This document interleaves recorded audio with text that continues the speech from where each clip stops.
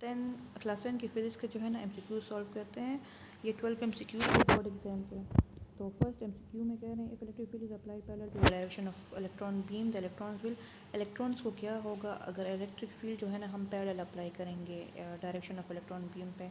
तो ये डिपेंड करता है इलेक्ट्रिक फील्ड सपोर्ट कर रही है मोशन को या सपोर्ट नहीं करे। तो इस केस में सपोर्ट नहीं करे तो इसमें ये स्लो डाउन होगा।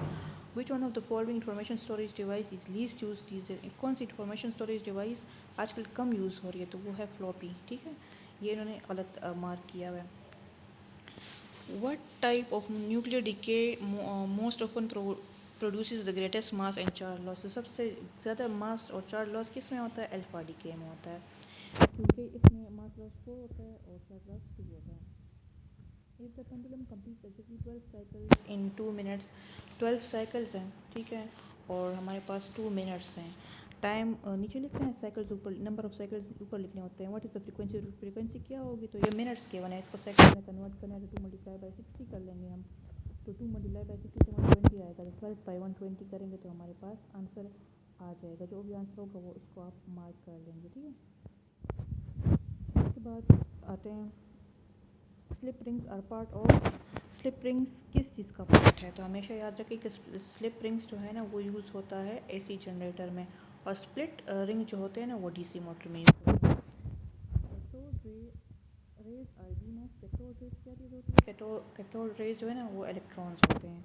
The loudness of sound is most closely related to. Loudness related होता है क्लोजली एम्पलीट्यूड के साथ, और पिच होता है फ्रिक्वेंसी के साथ, याद रखें। The human I forms the image of an object at its. हमेशा इमेज बनती है रेटिना पे। ठीक है, रेटिना एज अ स्क्रीन काम करता है। The unit of charge is. Charge की यूनिट कूलम में, बहुत सिंपल और easy. The wire made from which of the following material is a conductor of.